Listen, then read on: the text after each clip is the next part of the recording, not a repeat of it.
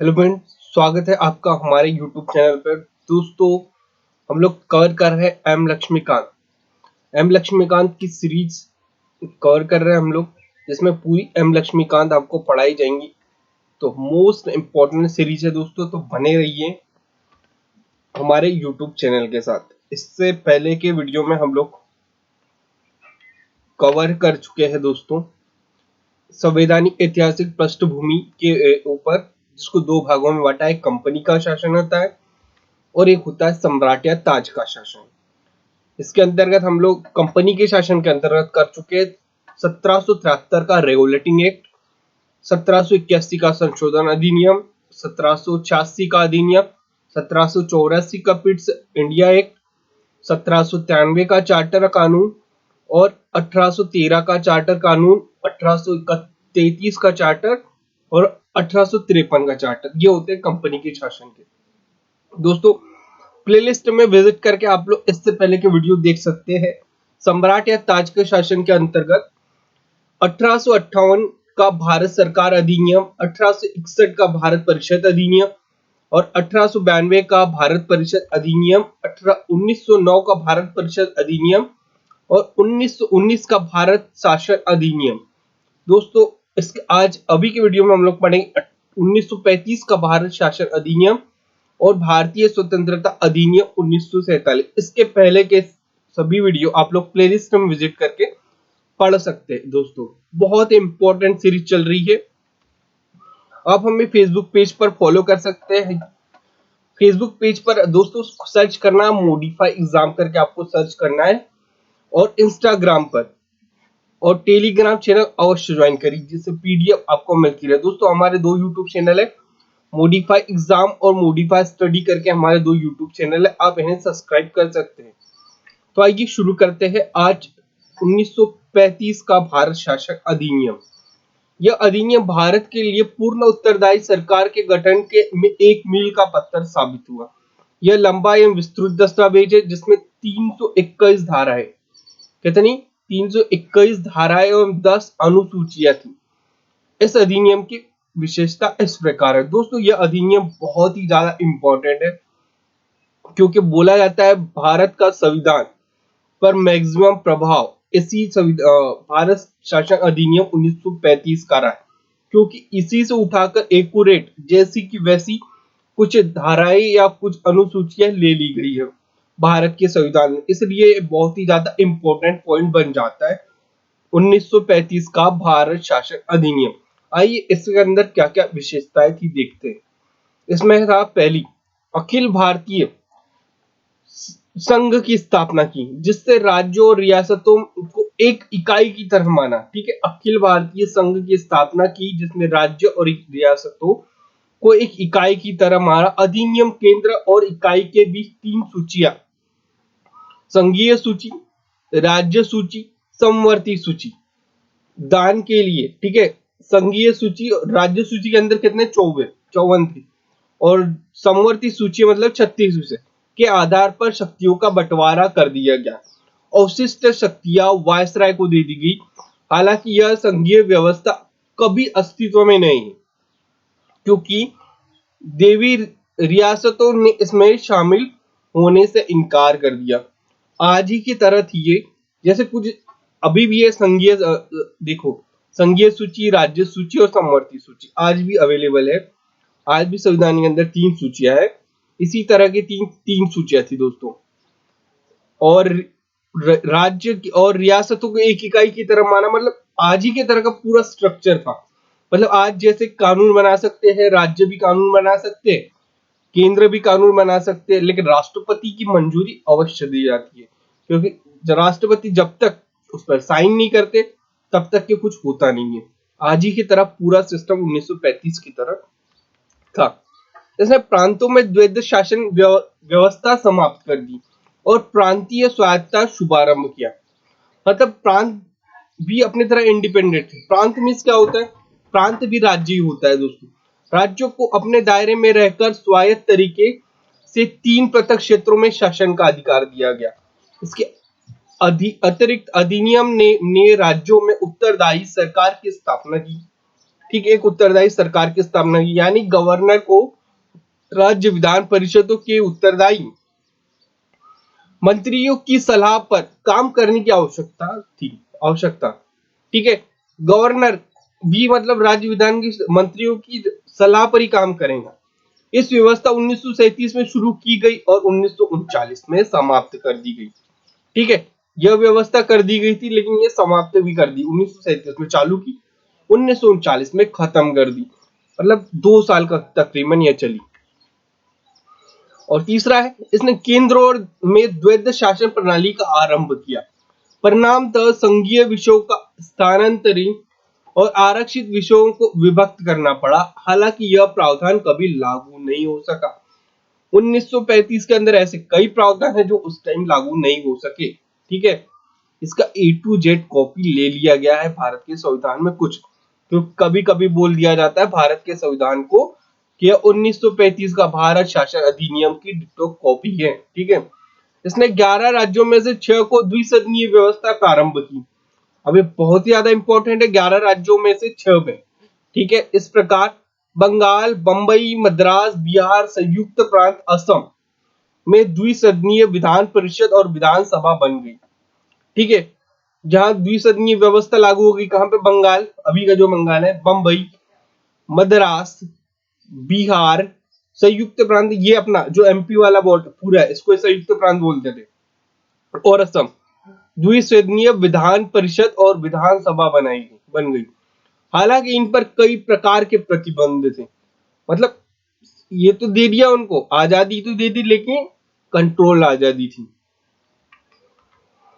इसने दलित जाति और महिलाओं और मजदूर वर्ग के लिए अलग निर्वाचन की व्यवस्था कर सांप्रदायिक प्रतिनिधि व्यवस्था का विस्तार किया। याद है जो 1909 में पढ़ा था अपन ने मॉन्टेगी चेम्सफोर्ड में, ठीक है, सॉरी मार्लियामेंटो में। उस समय कई दोस्तों अब कि ये दलितों को अलग करने में भिड़े हुए हैं कि दलितों को हम लोग अलग व्यवस्था दे देंगे, अधिक अलग मतदान का हम लोग अधिकार दे देंगे। मुसलमानों को तो पहले ही दे चुके थे और ये चाहते कि दलितों भी अलग हो जाए हिंदुओं से, मतलब डिवाइड एंड रूल का नीति अपनाई गई इन्होंने ताकि हम लोग अधिक साल तक राज्य कर सके। और ये जहां तक हुआ सही भी हुआ। 1909 में एक बीज बोया और 1947 में पाकिस्तान उत्पन्न हो गया। ठीक है, इसने भारत शासन अधिनियम 1858 द्वारा स्थापित भारत परिषद को समाप्त कर दिया। भारत परिषद मतलब जो गवर्नर के नीचे काम करते थे उन्हें समाप्त कर दिया। इंग्लैंड में भारत के सचिव को सलाहकारों की टीम मिल गई, वहां तो बनी हुई थी, वो तो थी कंपोनेंट कंफर्म ही थी। इसने मताधिकार का विस्तार किया और लगभग 10% जनसंख्या को मत का अधिकार मिल गया। ठीक है, सिख पहले ही अलग कर दिए इन्होंने, मुसलमान अलग हुए, हिंदू में भी ये कर रहे थे अलग। ठीक है, लेकिन पूना पैक्ट हुआ था, ठीक है, जिसमें दलित वर्ग को कुछ आरक्षण देके डॉक्टर भीमराव अंबेडकर को मान गए थे यरवड़ा जेल में पूना की। अब मताधिकार का कुछ और दे दिया इन्होंने, शिक्षा और धर्म के आधार पर भी मत होता था, मतलब मत देने के अधिकार को इतनी तरह से बांट दिया था ब्रिटिश शासन ने। अब 10% और ज्यादा दे दिए, मत का अधिकार 10% लोगों को और मिल गया 1935 में। इसके अंतर्गत देश की मृदा एवं शाख पर नियंत्रण के लिए भारतीय रिजर्व बैंक की स्थापना की गई। 1935 का ये था जिसमें भारतीय रिजर्व की स्थापना की गई। ठीक है, बहुत ही ज्यादा इंपॉर्टेंट है। अब आता है, इसने न केवल संघीय लोक सेवा आयोग की स्थापना की बल्कि प्रांतीय सेवा आयोग और 2 या अधिक राज्यों के लिए संयुक्त सेवा आयोग की स्थापना भी की। आज ही की तरह सिस्टम है पूरा, मतलब यूपीएससी की भी मतलब स्थापना की, न कि बल्कि स्टेट पीएससी की भी स्थापना की, और 2 स्टेट मिलाकर कभी कभी मतलब ये भी मतलब संयुक्त रूप से भी परीक्षा आयोजित कर सकते। इसके तहत 1937 में संघीय न्यायालय की स्थापना की गई। ठीक है, संघीय न्यायालय की स्थापना की थी, एक किया था 1773 में रेगुलेटिंग एक्ट के तहत, जहां पे किया था बंगाल में न्यायालय की स्थापना की गई थी। अब यह है संघीय न्यायालय, मतलब 2 न्यायालय मर्ज कर दिए थे इन्होंने। संघीय न्यायालय की स्थापना की गई 1937 में। अब आता है दोस्तों मोस्ट इंपोर्टेंट, भारत स्वतंत्रता अधिनियम। 1947 सेकंड वर्ल्ड वॉर हो चुका था, उसके बाद की बात है। सेकंड वर्ल्ड वॉर 1941 चला था 1945 तक। अब आ गई थी भारत को आजादी देने वाली बात। अब इधर सब कुछ हो गया था, अब देखते हैं क्या होता है भारत को आजादी के लिए। 1947 20 फरवरी 1947 को ब्रिटिश प्रधानमंत्री क्लेमेंट एटली, ये याद रख लेना, बहुत ही ज्यादा इंपॉर्टेंट है बात आपके लिए। प्रधानमंत्री कौन थे 1947 में? तो क्लेमेंट एटली थे, ने घोषणा की कि 30 जून 1947 को भारत में ब्रिटिश शासन समाप्त हो जाएगा। ठीक है, क्लेमेंट एटली ने कर दी थी 20 फरवरी को घोषणा, 30 जून 1947 को भारत में ब्रिटिश शासन समाप्त हो जाएगा। इसके बाद सत्ता उत्तरदायी हाथों में सौंप दी जाएगी। इस घोषणा पर मुस्लिम लीग ने आंदोलन कर दिया और भारत के विभाजन की बात की। अब ये पूरा डेकोरेटेड था, ठीक है, क्योंकि पहले ही ये मुसलमानों को अलग करना चाहते थे और ये यहाँ तक ये हो भी गए थे कामयाब। नहीं तो आज भारत में क्या होता, पाकिस्तान, बांग्लादेश और पूरा भारत, मतलब बहुत ही ज्यादा हिस्सा होता है आज भारत के पास। तो इन्होंने क्या बोल दिया 30 जून 1947 क्लेमेंट एटली ने कि भारत में ब्रिटिश शासन समाप्त हो जाएगा। लेकिन मुस्लिम लीग ने आंदोलन कर दिया और भारत के विभाजन की बात कही। और 3 जून 1947 को ब्रिटिश सरकार ने फिर स्पष्ट किया 1940 में गठित संविधान सभा द्वारा बनाया गया संविधान उन क्षेत्रों में लागू नहीं होगा जो इसके स्वीकार नहीं करेंगे। ठीक है, 1940 में, ठीक है, संविधान सभा द्वारा बनाया गया संविधान उन क्षेत्रों में लागू नहीं होगा जो जिन्हें यह स्वीकार नहीं करेंगे। उसी दिन 3 जून 1947 को वायसराय लॉर्ड माउंटबेटन, ये माउंटबेटन के विरोध में दोस्तों बहुत सारी बातें बोली जाती है कि यह एजेंट था, कुछ था, बोला जाता है। और ये मतलब पूरा एक डेकोरेटेड तरीके से इन्होंने पाकिस्तान को अलग किया था, ने विभाजन की योजना पेश की।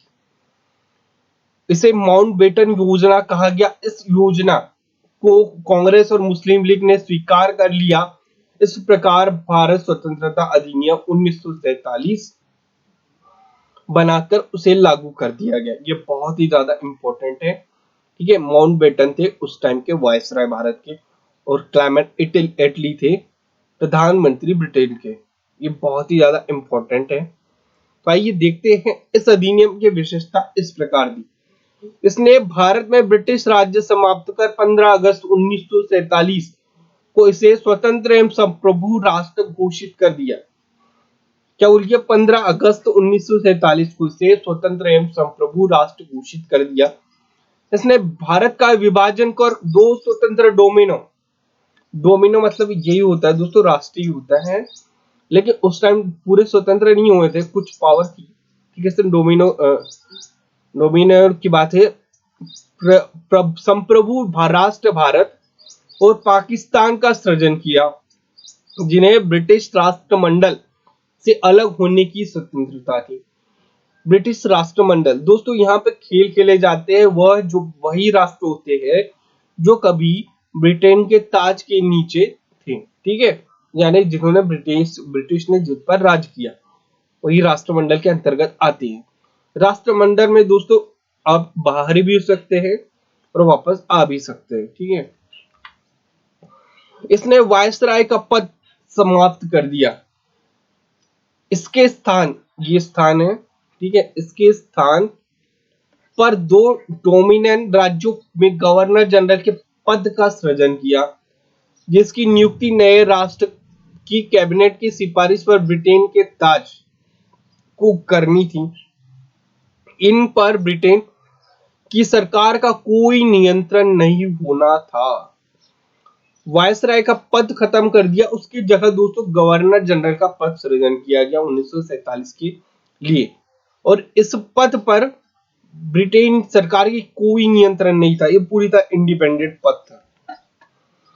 इसलिए दोनों डोमिनियन राज्यों में संविधान सभाओं को अपने देश का संविधान बनाने, उसके लिए किसी भी संविधान को अपनाने की शक्ति दी, पूरी तरह खोल दिया। भैया कहीं का भी संविधान अपना लो, तुम्हारी मर्जी है, जहां का भी अपनाओ। सभाओं को यह भी शक्ति थी कि वे किसी भी ब्रिटिश कानून को समाप्त करने के लिए कानून बना सकती है। कोई भी ब्रिटिश कानून समाप्त करने के लिए कानून बना सकती है। यहां तक कि उन्हें स्वतंत्रता अधिनियम को भी निरस्त करने का अधिकार था। ठीक है, स्वतंत्रता अधिनियम को भी निरस्त करने का अधिकार था 1947 के अनुसार भारतीय स्वतंत्रता अधिनियम को।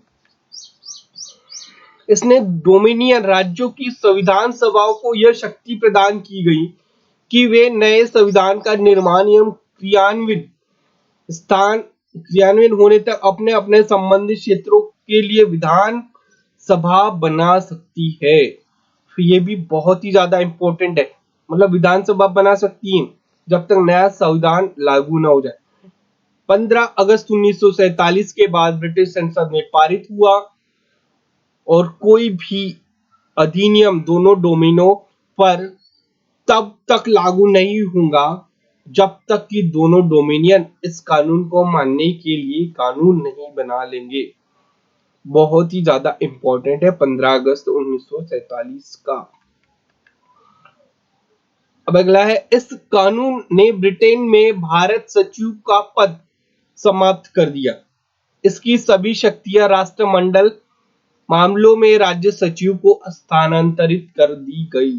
ठीक है, जो भारत सचिव था जो ब्रिटेन में बैठा, ठीक है, उसका पद समाप्त कर दिया। 1958 के इससे बनाया था भारत सचिव का। अब अगला है, इसने 15 अगस्त 1947 से भारतीय रियासतों पर ब्रिटिश संप्रभुता को समाप्त की गई घोषणा की। इसके साथ ही आदिवासी क्षेत्र समझौता संबंधों पर भी ब्रिटिश हस्तक्षेप को समाप्त हो गया। आदिवासियों पर भी अब ये कानून नहीं बना सकते। ठीक है, पूरी तरह से संप्रभु हो गया था भारत। इसने भारतीय रियासतों को यह स्वतंत्रता दी कि वे चाहे तो हैदराबाद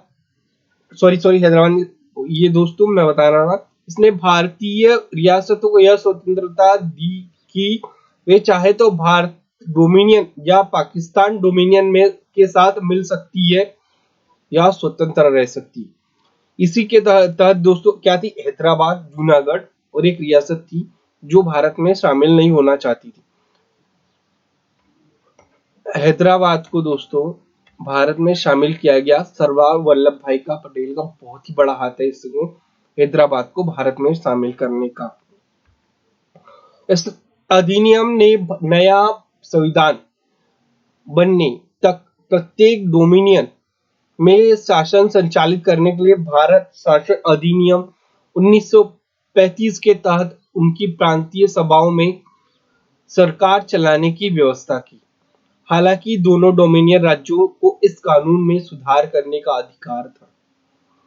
अब जैसे नया संविधान बनने तक बोला 1935 के अनुसार आप लोग आपका शासन चलाए। ठीक है, यह भी बोला गया। इस कानून में भी ये सुधार कर सकते थे। अब है, इसने ब्रिटिश शासक को विधेयकों पर मताधिकार और उन्हें स्वीकृत करने के अधिकार से वंचित कर दिया। बहुत ही ज्यादा इंपॉर्टेंट, इसने ब्रिटिश शासक को विधेयकों पर मताधिकार और इन्हें स्वीकृत करने के अधिकार को से वंचित कर दिया। लेकिन ब्रिटिश शासक के नाम पर गवर्नर जनरल को किसी भी विधेयक को स्वीकार करने का अधिकार प्राप्त था। अब जिस तरह से विधेयक को वहां पे मतलब ब्रिटिश संसद में पारित किया जाता था, स्वीकृत किया जाता था वहां के ताज द्वारा, अब वो पूरी तरह से ये हो गया, बंद कर दिया। इसके अंतर्गत भारत के गवर्नर जनरल एवं प्रांतीय गवर्नरों को राज्य को संवैधानिक प्रमुख नियुक्त किया गया। इन्हें सभी मामलों पर राज्यों के मंत्रिपरिषद के परामर्श पर कार्य करना होता था। ठीक है, आज जैसे राज्यपाल है वैसे उसी टाइम पे गवर्नर होते थे प्रांत के। इसने शाही उपाधि से भारत का सम्राट शब्द समाप्त कर दिया। ये बहुत ही ज्यादा इंपॉर्टेंट है, भारत का सम्राट शब्द समाप्त कर दिया भारतीय स्वतंत्रता अधिनियम 1947 ने। इसने भारत के राज्य सचिव द्वारा सिविल सेवा में नियुक्ति करने और पदों में आरक्षण करने की प्रणाली समाप्त कर दी। ठीक है। 15 अगस्त 1947 से पूर्व के सिविल सेवा कर्मचारी को यह सुविधा मिलती रही जो उन्हें पहले से ही प्राप्त थी। सिविल सेवक जैसे कि वैसे ही थे, ठीक है, नियंत्रण करने के लिए। और लेकिन राज्य सचिव द्वारा सिविल सेवा की नियुक्ति करने और पदों के आरक्षण प्रणाली को इसने समाप्त कर दिया 1947 के प्रावधान ने। 14-15 अगस्त 1947 की मध्य रात्रि को भारत में ब्रिटिश शासन का अंत हो गया और समस्त शक्तियां दो नए स्वतंत्र डोमिनियनों भारत और पाकिस्तान को स्थानांतरित कर दी गई। ठीक है। लॉर्ड माउंटबेटन नए डोमिनियन भारत के प्रथम गवर्नर जनरल बने, उन्होंने जवाहरलाल नेहरू को भारत के पहले प्रधानमंत्री के रूप में शपथ दिलाई। ठीक है, याद रखना बहुत ही ज्यादा इंपॉर्टेंट है। भारत के पहले गवर्नर जनरल बने थे लॉर्ड माउंटबेटन। 1946 में बनी संविधान सभा को स्वतंत्र भारतीय डोमिनियन की संसद के रूप में स्वीकार कर लिया गया। 1946 की में बनी संविधान सभा को स्वतंत्र भारतीय डोमिनियन की संसद के रूप में स्वीकार कर लिया गया। जो संविधान सभा बनी थी उसको ही संसद के रूप में स्वीकार कर लिया गया। आइए दोस्तों, बहुत ही ज्यादा इंपॉर्टेंट है और उससे क्वेश्चन डायरेक्टली पूछ लेते हैं। अब थी अंतरिम सरकार, इसके सदस्य और धारित विभाग। जैसे ही हम लोगों ने किया दोस्तों, जैसे ही मतलब 1947 का हुआ तो एक अंतरिम सरकार बनी थी और इसके सदस्य क्या क्या थे। जवाहरलाल नेहरू बने थे परिषद के उपाध्यक्ष, राष्ट्रमंडल सदस्य, संबंध और विदेशी मामले, इन्हीं के पास ये पद था। ठीक है। सरदार वल्लभ भाई पटेल के पास था गृह, सूचना एवं प्रसारण का। डॉक्टर राजेंद्र प्रसाद बने थे खाद्य एवं कृषि। जॉन मथाई बने, उन्हें पद धारण किया उद्योग एवं नागरिक आपूर्ति। जगजीवन राम बने थे श्रम विभाग का पद धारण किया था। सरदार बलदेव सिंह ये बने, इन्हें थे रक्षा के धारित विभाग, इन्होंने विभाग धारण किया था। सी.एच. भाभा कार्य खान एवं ऊर्जा। लियाकत अली खान वित्त और अब्दुल रब निशाचर डाक एवं वायु। आसफ अली रेलवे एवं परिवहन। श्री राम गोपालचारी शिक्षा एवं कला। आई चंदूरीगढ़ वाणिज्य। गजनफर अली स्वास्थ्य। ठीक है, और है जोगेंद्र नाथ मंडल विधि। ये थे दोस्तों पद धारित विभाग जो अंतरिम सरकार में शामिल थे।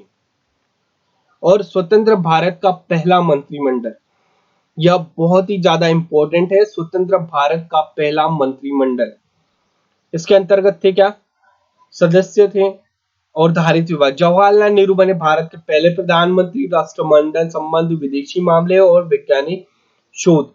सरदार वल्लभ भाई पटेल गृह, सूचना एवं प्रसारण एवं राज्यों के मामले। राजेंद्र प्रसाद खाद्य एवं कृषि। मौलाना अब्दुल कलाम आजाद शिक्षा। जॉन मथाई रेलवे एवं परिवहन। आर के शनमुगम शेट्टी और ये बने वित्त। डॉक्टर बी आर अम्बेडकर विधि। जन जीवन राम श्रम।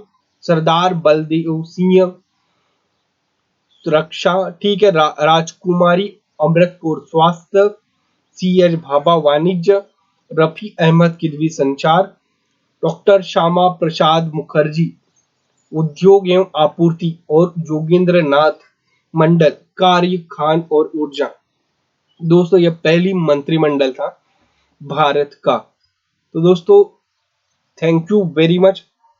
अगर आप हमें दोस्तों बहुत ही ज्यादा इंपॉर्टेंट है, आप हमें फेसबुक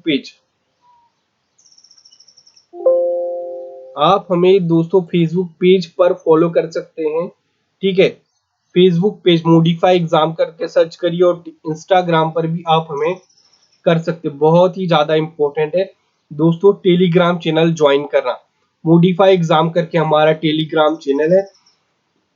और दोस्तों हमारे दो यूट्यूब चैनल, मॉडिफाई एग्जाम और मॉडिफाई स्टडी करके। तो मिलते हैं दोस्तों नेक्स्ट वीडियो में। यह सीरीज कंटिन्यू चलती रहेंगी। आप नए आए हो तो सब्सक्राइब करिए और साथ ही में बेल आइकॉन भी दबाइए। थैंक यू वेरी मच, मिलते हैं नेक्स्ट वीडियो में।